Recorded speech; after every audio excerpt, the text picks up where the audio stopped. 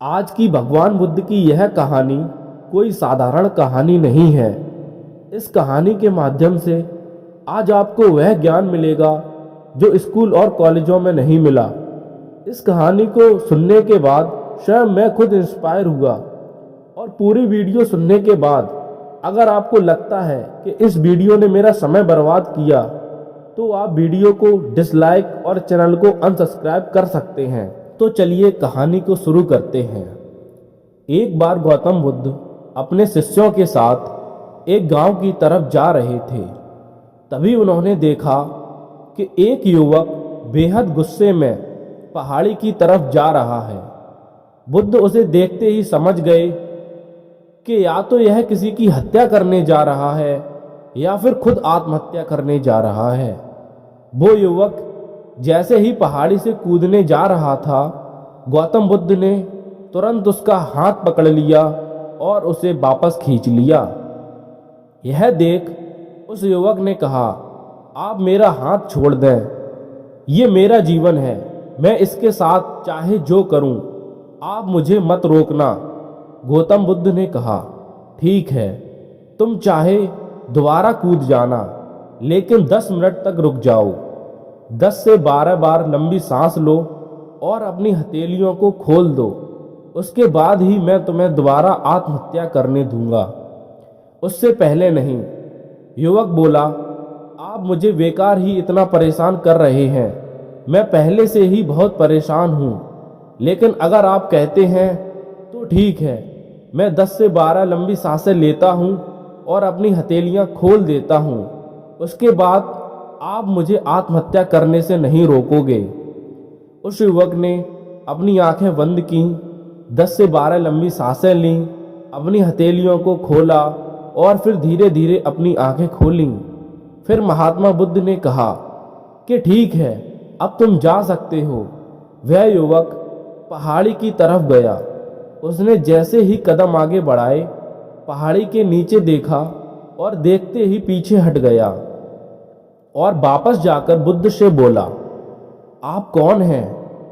आपसे तेजस्वी व्यक्ति मैंने आज तक नहीं देखा। अभी मेरे साथ क्या हुआ है, क्या आप मुझे समझा सकते हैं? कुछ वक्त पहले तो मैं इस पहाड़ी से कूद जाता, लेकिन अब एक भय उत्पन्न हो गया। बुद्ध मुस्कुराए और बोले, जब तुम इस पहाड़ी से कूदने वाले थे तब तुम्हारे अंदर क्रोध था। क्रोध सोचने समझने की शक्ति को नष्ट कर देता है। हमारी बुद्धि उस वक्त काम करना बंद कर देती है। उस समय तुम सिर्फ वो करते हो जो तुम्हारा मन कहता है। उस समय तुम क्रोधित थे, तुम्हारा दिमाग और मन एक जगह नहीं था। उस समय तुम खुद को खत्म कर देना चाहते थे, लेकिन जब तुमने अपनी आंखें बंद की, लंबी सांसें लीं और अपनी हथेलियों को खोला, तब तुम्हारा दिमाग और मन दोनों शांत हो गए और तुम्हारी नकारात्मक ऊर्जा सकारात्मक ऊर्जा में बदल गई, जिसके कारण तुम्हारी बुद्धि को नियंत्रण प्राप्त हुआ और तुम सही निर्णय लेने में सक्षम हो सके। लेकिन दोस्तों, कहानी यहीं खत्म नहीं होती है, कहानी अब यहाँ से शुरू होती है। युवक बोला, आप कौन हैं? बुद्ध ने कहा, यह जगत के लोग मुझे बुद्ध कहते हैं। युवक बुद्ध के चरणों में गिर गया और बोला कि आप मुझे अपनी शरण में ले लें, मुझे अपने संग में शामिल कर लें। मैं तो अपने पिता को सबक सिखाना चाहता था, इसलिए आत्महत्या करने जा रहा था। बुद्ध ने कहा कि आत्महत्या करके कोई इस शरीर के साथ कुछ भी नहीं कर सकता। जब तक हमारे पास यह शरीर है, हम कुछ भी कर सकते हैं, लेकिन यदि यह शरीर नहीं होगा तो हम कुछ भी नहीं कर सकते। युवक कहता है, आप सही कहते हैं बुद्ध, लेकिन आप नहीं जानते, मेरे पिता मुझे बहुत अपमानित करते हैं। वह मुझे हर बात पर टोकते हैं। बचपन में वो मुझसे बेहद प्रेम करते थे। उसके बाद उन्होंने मुझे शिक्षा प्राप्त करने के लिए गुरुकुल भेज दिया। मैं हमेशा यही सोचता था कि मैं गहन अध्ययन करके अपने पिता का नाम रोशन करूंगा और मेरे पिता यह सब देखकर बहुत खुश होंगे। जब मैं शिक्षा पूरी करके वापस आया, तब मैंने अपने पिता को बताया कि मैंने सारे शास्त्र, वेद उपनिषद कंठस्थ कर लिए हैं और मुझसे बड़ा ज्ञानी कोई नहीं है, तब वो खुश होने की जगह मुझसे कहते हैं कि अपने आप को ज़्यादा ज्ञानी होने के भ्रम में मत डालो, ना ही खुद में अहंकार लाओ। मैं तो उन्हें दिखाना चाहता था कि मैंने कितना गहन अध्ययन किया है, बड़े बड़े शास्त्रार्थ में जाने लगा। सभी मेरे ज्ञान से प्रभावित होने लगे। सभी ने मुझे महान ज्ञाता माना, लेकिन मेरे पिता ने नहीं माना। वे मेरे शास्त्रार्थ के बीच में पहुंच जाते और मेरे बताए गए ज्ञान में कुछ ना कुछ कमियां निकालते और सबके सामने मुझे अपमानित करते। वो मेरे साथ रहने वाले मित्रों का भी अपमान करते, यह कहकर कि वो मेरा जीवन बर्बाद कर देंगे, क्योंकि वे मेरा साथ देते थे, मेरे ज्ञान की प्रशंसा करते थे। मैं समझ नहीं पा रहा था कि वे ऐसा क्यों कर रहे हैं। तब मेरे मित्रों ने मुझसे कहा, क्योंकि तुम्हारे पिता तुम्हारे जितना ज्ञान अर्जित नहीं कर पाए, इसलिए वो तुमसे ईर्ष्या करते हैं। एक दिन मेरी उपाधि के कारण मेरे मित्रों ने मुझे मदिरा पान कराया। यह बात मेरे पिताजी को पता चल गई तो वो ढूंढते ढूंढते वहां पहुंच गए और मुझे वहां सबके सामने थप्पड़ मार दिया। मुझे बहुत अपमानित महसूस हुआ।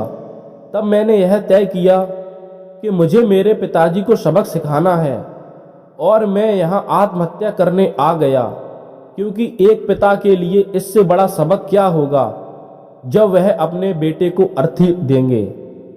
तब उन्हें एहसास होगा कि उन्होंने क्या गलती की है। बुद्ध मुस्कुराए और बोले, मुझे एक बात बताओ, जो ज्ञान तुम्हें आत्महत्या के लिए प्रेरित करे तो वह ज्ञान किस काम का? वो कहाँ से अच्छा हुआ जो तुम्हें एक गलत काम करने से नहीं रोक पा रहा है? युवक ने कहा, आप सही कहते हैं बुद्ध, अब मैं खुद अज्ञानी सा महसूस कर रहा हूँ। आप मुझे अपनी शरण में ले लें, मैं आपसे ज्ञान प्राप्त करना चाहता हूँ। बुद्ध ने कहा, तुम मेरे साथ 4 दिन तक रहना और उसके बाद अपने पिताजी के पास जाना। अपने पिता के घर तुम मध्य रात्रि में जाना और बिना किसी हलचल के चुपचाप भीतर जाना, तब तुम्हें जीवन का पहला ज्ञान मिलेगा। वो युवक 4 दिन तक बुद्ध के पास रहा और उसने अगले दिन पिता के पास चला गया। जब मध्य रात्रि को वह अपने घर पहुंचा तो उसने देखा कि उसकी माताजी बिस्तर पर बीमार पड़ी हैं और युवक के पिता से कहती हैं, तुम्हारी शक्ति के कारण आज मेरा बेटा मुझसे दूर है। अगर तुम इतने सख्त नहीं होते तो वह आज घर छोड़कर नहीं जाता। वो युवक अपने पिता की तरफ देखता है। वो देखता है कि जिन आंखों में आज तक आंसू नहीं थे, आज वो नम आंखों के साथ बैठे हैं। उसके पिता कहते हैं कि मैं उसे दुख देना नहीं चाहता था, बस उसके अंदर अहंकार ना आ जाए, इसलिए उसे दूर करता था। तभी उसके अंदर की कमियों को वहां जाकर बताता था, ताकि मुझे सुन कोई और भी उसकी कमी बता सके और उसे अपने ज्ञान पर कभी घमंड ना हो, क्योंकि व्यक्ति का अहंकार ही उसे हमेशा ले डूबता है। लेकिन उस भीड़ में मेरे सिवा कोई नहीं होता था जो उसकी गलतियों के बारे में बताए। तब मैंने तय किया कि मैं ही उसकी गलतियों से उसे अवगत कराऊंगा। लेकिन वो मेरी न सुनकर हमेशा अपने मित्रों की सुनता था। एक दिन जब उसने मदिरा पान किया तब मेरा दिल बहुत दुखा और तब मुझे लगा कि शायद मेरी परवरिश में ही कोई कमी रह गई थी। मैं ही एक अच्छा पिता नहीं बन सका जो मेरे बेटे ने ऐसा किया। लेकिन तुम चिंता मत करो, मैं उसे कहीं से भी ढूंढकर ले आऊंगा। जितना प्रेम तुम मुझसे करती हो उससे कई ज्यादा मैं अपने बेटे से करता हूँ। युवक की माता कहती है कि मैंने उसे हर जगह ढूंढा, लेकिन वह कहीं नहीं मिला। मेरा मन कहता है कि यहाँ से कुछ दूर एक गांव में गौतम बुद्ध रुके हैं, वह जरूर वहीं होगा, तुम उसे जाकर देखो। ये सारी बातें युवक वहीं खड़ा सुन रहा था। उसकी आंखों में आंसू बह रहे थे।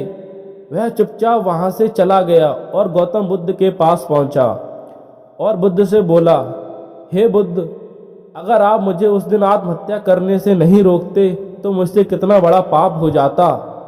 बुद्ध ने युवक से कहा, इस जीवन की सबसे बड़ी गलती आत्महत्या करना है। यह जीवन तुमने खुद नहीं लिया है, यह जीवन तुम्हें दिया गया है, तो कोई हक नहीं है कि तुम इस जीवन को नष्ट कर दो। कल सुबह तुम्हारे पिता यहाँ वापस आएंगे, कल सुबह तुम उनके साथ जाकर उनके ऋण को उतारना। युवक ने कहा, हे भगवान बुद्ध, मुझे मेरा सारा ज्ञान अब व्यर्थ ही लगता है। आप ही सत्यता को उजागर करते हैं। मैं आपके साथ रहकर आपसे ज्ञान प्राप्त करना चाहता हूँ। मुझे अपने संग में शामिल कर लें। बुद्ध ने कहा, कल सुबह जब तुम्हारे पिता आएंगे तब तुम उनसे बातचीत करना और उनसे आज्ञा लेना। तब तुम्हें लगे कि ज्ञान प्राप्ति की जरूरत है तो संघ के दरवाजे हमेशा आपके लिए खुले रहेंगे। यह थी दोस्तों भगवान बुद्ध की वो कहानी। दोस्तों इस कहानी को उन लोगों के साथ शेयर करें जिनके अपने पिता के साथ संबंध अच्छे नहीं हैं, या जिन लोगों के मन में आत्महत्या करने के विचार आते हैं। शायद इस कहानी के माध्यम से उनके जीवन में थोड़ा बहुत परिवर्तन हो सके। दोस्तों कहानी अगर अच्छी लगी हो तो इसे लाइक करें और इस कहानी में जो भी आपको सबसे अच्छा लगा हो वह कमेंट बॉक्स में जरूर लिखें। Thank you.